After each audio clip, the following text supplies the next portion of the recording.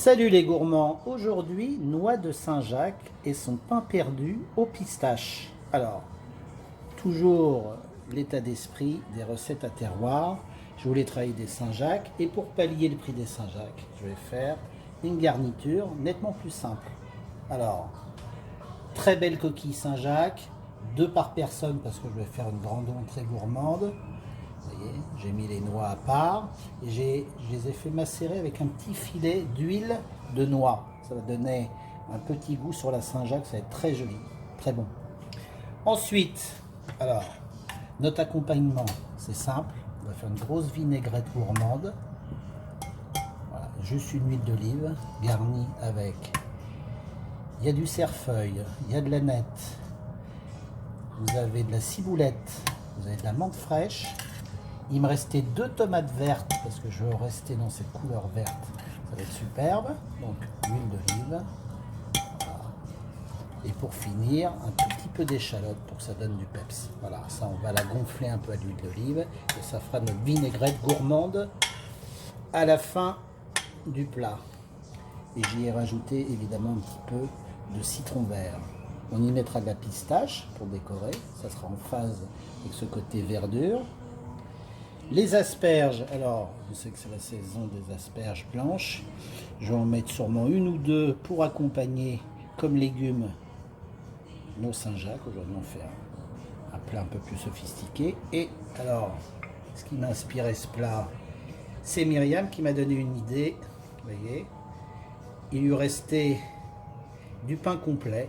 Alors ce goût qui est un peu spécifique du pain complet, on va en faire un pain perdu, salé bien sûr, que l'on va en fin de compte finaliser avec des herbes. Essayer de se servir du wok, même pour notre pain perdu. Alors évidemment vous le faites à la poêle, c'est plus pratique. Donc pain perdu c'est simple, c'est comme un pain perdu sucré. Là moi je préfère toujours le faire à la crème fleurette, c'est plus gourmand que du lait. Donc une crème fleurette, un petit peu délayée dans l'eau, très léger, avec sel, poivre, pas trop de sel parce que je vous rappelle qu'il y a du sel dans les Saint-Jacques. Mes œufs battus, j'ai mis un tout petit peu de graines de moutarde pour donner du peps à mon pain. Et là il me restait du pain sec avec tout. J'en ai fait une chapelure d'herbe. Voilà. Et on va paner notre pain avec ça.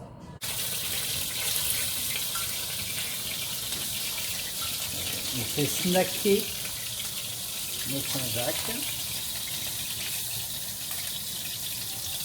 Voilà, juste nos coquilles, un aller-retour, vous voyez au milieu, tac.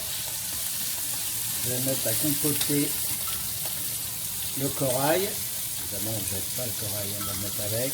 Toujours un peu plus délicat le corail pour la Saint-Jacques. Voilà. C'est plus pratique dans une poêle, mais je voulais vous faire voir qu'avec un wok, on peut tout faire. Voilà.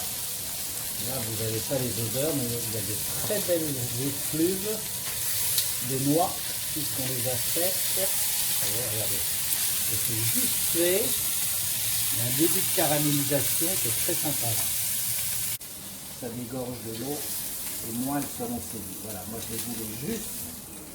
Il y a un tout petit peu de caramélisation, je ne voulais pas que ça soit trop marqué. Et dans les sucres de Saint-Jacques, simplement je marque légèrement les asperges. Même plus sympa que je les mette à cru. Hein. Et je veux qu'elles soient dans le même état d'esprit que mes Saint-Jacques. Vous voyez, là elles ont comme une tenue de Saint-Jacques dessus. Sur ce plat, comme on veut faire un plat un peu sophistiqué, je peux tout à fait mettre les queues aussi. Voilà. Là, on va décider de mettre que les pointes. Vous voyez comme c'est beau.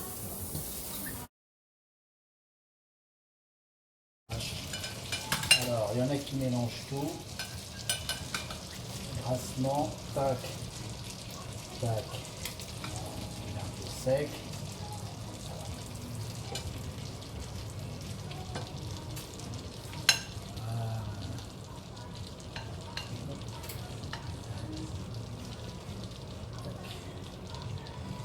Même s'il y a un peu d'œuf, au contraire, c'est même mieux. Voilà. Hop. Pain sur pain. Voilà. Très simple. Hop.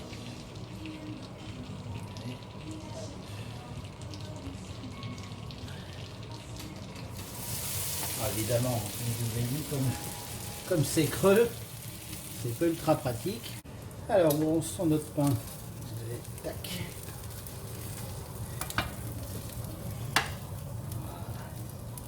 On a un peu de cuisson, vous voyez, c'est en train de...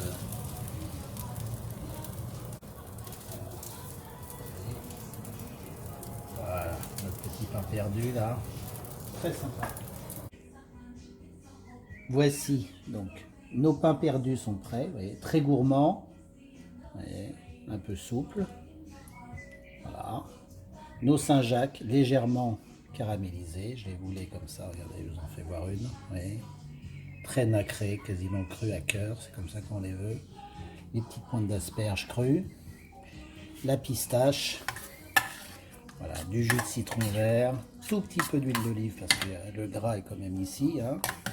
Voilà, donc on veut jouer avec beaucoup de citron dans cette sauce, plein d'herbes fraîches, donc n'oubliez pas la nette, et un côté un peu juteux comme ça, et donné par la tomate, j'avais de la tomate verte, pain perdu, vous voyez, aux herbes.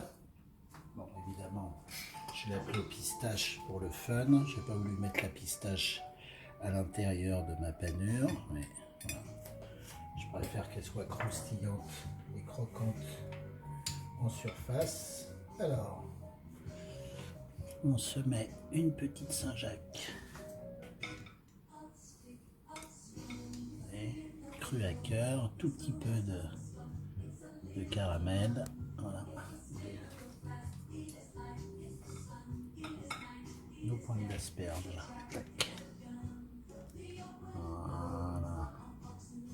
C'est quand même la saison. Il faut aider nos producteurs français. Le petit corail il fait la balance. Voilà. Voilà. Ce qu'il va tout faire. Ce qu'il va tout faire, ça va être notre garniture gourmande. Avec cette tomate verte très très sympa. Alors, évidemment, ça marche avec de la tomate rouge. Hein. Et, voilà. Avec ce jus de citron vert.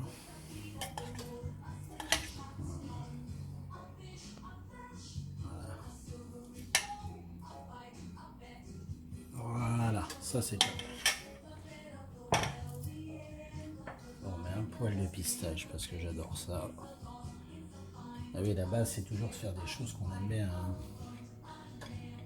Voilà. Et on finit par une petite pluche.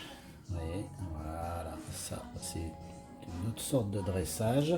Je vous conseille aussi avant de servir devant vos invités, voilà, ou à la famille, vous prenez un demi-citron vert, vous pressez dessus, juste pour donner un peu de peps avant de servir. Allez, bon appétit, bien sûr, comme disait notre maître à tous.